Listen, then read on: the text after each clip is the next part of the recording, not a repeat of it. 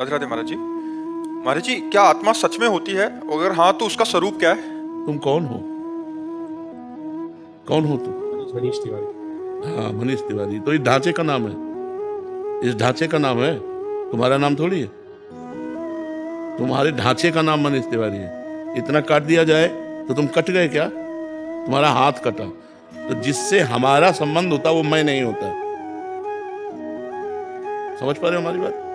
मैं और मेरा, मेरा अलग होता है और मैं होता है। ठीक है, अब हम आपको ले चलते हैं। मेरा सर, मैं सर हूं, ऐसा तो नहीं। मेरी आंख, मेरा कान, मेरा मुंह, मेरी छाती, मेरा पैर, पूरे ढांचे को मेरा शरीर। कभी ये तो नहीं बोलते हो मैं शरीर हूं। मेरा शरीर बोला जाता है या मैं शरीर बोला जाता है? मेरा बोला जाता है। मेरा माइक, मेरी तकिया, मेरा टेबल, इतनी दूर है हमसे वो। ऐसे ही दूर है हमसे जैसे ये अज्ञान के कारण हम समेटे बैठे हुए हैं और इसे मैं माने हुए हैं, लेकिन ये मैं नहीं है, ये मेरा है। ठीक है, अंदर चलो। ये बाहर का ढांचा हो गया। मन, आज मेरा मन लग नहीं रहा। मेरा आया ना, मैं मन तो नहीं आया ना, तो मेरा चित्त आया ना। अहंकार, मेरा अहंकार आया ना, मैं अहंकार तो नहीं आया ना।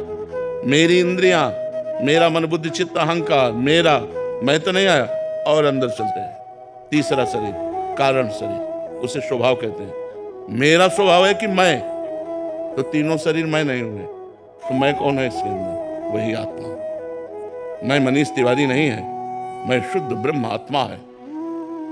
मनीष तिवारी इस ढांचे का नाम है। अब इतना ज्ञान हो गया तो मोक्ष को प्राप्त हो जाओगे ना।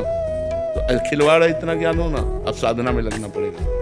जब साधना में लगोगे और एक एक शरीर का त्याग होता चला जाएगा, तब अनुभव होगा। और जब मैं का अनुभव हो गया तो मुक्त हो गए। और अभी तो सुन लिया, अभी ज्ञान भी हो गया, तो ये ज्ञान काम नहीं करता। अभी तो कहा नकली ज्ञान और असली ज्ञान में अंतर होता है। नकली ज्ञान होता है पढ़ सुनकर, और असली ज्ञान होता है भजन करके अनुभव करके। हलवा का पूरा, हाँ, वो आपने कंठस्थ कर लिया। इतने ग्राम आटा होना चाहिए, इतनी बार कराना चाहिए, वो ऐसा रंग हो जाना चाहिए, इतना घी, इतना चीनी, सब पानी और सब पूरा, लेकिन खाया कभी नहीं। तो मतलब क्या रहा? खाना है आत्मबोध होना, और ज्ञान है आत्मा का, ये हलवा का बनाने की प्रक्रिया पूरी सीख, सुन करके बोलना, अनुभव करना, हलवा बना के खाना, यह साधना। साधना करो, साधना से तब आत्मबोध। किसी गुरु का आश्रय लेकर उसके अनुसार बताई हुई साधना में चले तो आत्मबोध। आत्मा तो तुम हो। देखो, ये चल रहा है, हमारी आवाज कवर कर रहा है, तो इसमें पावर बिजली का है कि नहीं? अगर करंट ना हो, दिखाई नहीं दे रहा, लग नहीं रहा, लेकिन करंट है इसमें। अगर पावर ना हो तो ये चलेगा नहीं। अरे वही पावर इसमें आवाज खींच रहा है, वही पावर हाइड्रोजन में लाइट दे रहा है, वही पावर एसी में ठंडा कर रहा है, वही पावर हीटर में गर्म कर रहा है। पावर है। जब पावर नहीं रहेगा तो इस शरीर को जला दिया जाएगा, गाड़ दिया जाएगा, फेंक दिया जाएगा। पावर है, उसी पावर का नाम शास्त्रीय शब्दों में आत्मा कहते हैं। समझ रहे हो?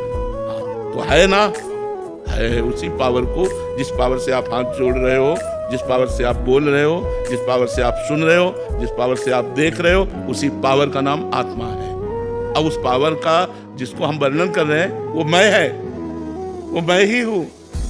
और मैं हूं में शीशा में देखो मैं हूं तो ये लगेगा मैं हूं, बस यही भ्रम है, यही माया है।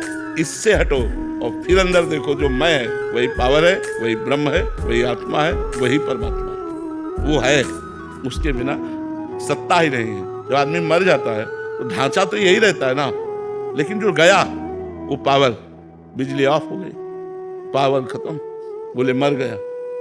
पावर आ गया, अरे बोले जी गया। बिजली का पावर है।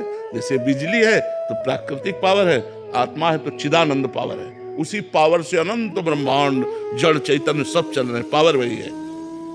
अब जैसे बिजली करणों में, करण माने समझते हो ना, ये सब करण है, करणों के प्रभाव से अनेक दिखाई देती है, नहीं दिखाई देती। अब मान लो लाल है तो लाल लाइट है, हरी तो हरी लाइट है। अब लाइट है, उसका केवल एक प्रयोजन नहीं है, उसके लाखों प्रयोजन है। अगर लाख करण है तो बिजली लाख प्रकार से दिखाई देगी। मोटर में पानी खींचते हुए अलग अलग सब है ना, लेकिन बिजली तो एक ही है ना। क्यों? बिजली 10-20 प्रकार की तो होती नहीं, बिजली तो एक है, 10-20 प्रकार से उसका प्रयोग है, अलग अलग उसका प्रभाव है। वही बिजली एक जगह ठंडा कर रही, वही बिजली एक जगह गर्म कर रही, वही बिजली जीवन है, वही बिजली मरण है, नहीं है, मार देगी आपको, जला के राख कर देगी। तो बिजली तो एक है, ऐसे ही परमात्मा एक है, कहीं जन्म लीला, कहीं पालन लीला और कहीं विनाश लीला उसी एक की हो रही। जब ज्ञान हो जाता है तो जीव शांत और आनंदित हो जाता है। अभी हमें ये वाचिक ज्ञान केवल सुनने में आया, अनुभव में तब आएगा जब भजन करोगे, साधना करोगे तब अनुभव, और जब अनुभव में आएगा तब मुक्त हो जाओगे। ये केवल बोल लेने से या सुन लेने से मुक्त नहीं हो जाता, उसका अनुभव करे तब। जैसे हमारी भूख केवल भोजन की प्रक्रिया सुन लेने से, भोजन के प्रकार सुन लेने से, भोजन का स्वाद सुन लेने से हमें स्वाद नहीं आएगा, हमारी भूख नहीं मिटेगी, हमें खाना पड़ेगा। ऐसे ही इसके श्रवण मात्र से काम नहीं चलेगा, हमको साधना करनी पड़ेगी, हमको गुरुदेव का आश्रय लेकर साधना के द्वारा ये अनुभव करना होगा। महाराज जी कितने सरल ढंग से महाराज जी जो वेदों का सार है, एकदम ऐसे लग रहा था कि एकदम क्लियर, ये परत ये परत ये परत। हाँ, तो अब ये जब अनुभव में आ जाएगा तब कितना अच्छा लगेगा। दुख सुख से परे, जन्म मृत्यु से परे, कोई चिंता नहीं, कोई शोक नहीं, एक परम आनंद, वही तो परमहंस स्थिति होती है। साधना की शुरुआत कहाँ से? गुरुदेव के चरणों से, गुरु का, जैसे सिर्फ आप इस विषय को जाने तो शुरुआत संत समागम से हुई ना, संत समागम से, इसकी शुरुआत संत समागम से हुई और इसकी पूर्णता भी संत समागम से ही हो जाती है जब हम संतों का आश्रय ले लेते हैं। अब जैसे अगला प्रश्न हो तो इसकी प्रथम साधना क्या है, फिर इसकी द्वितीय साधना क्या है, अब मुझे इतना ऐसा अनुभव हो रहा है, अब इसके आगे क्या है, इसलिए पूरे जीवन को समर्पित करके गुरुदेव के आधार पर चला जाता है तो धीरे धीरे क्रम बाय क्रम स्थिति आने लगती है।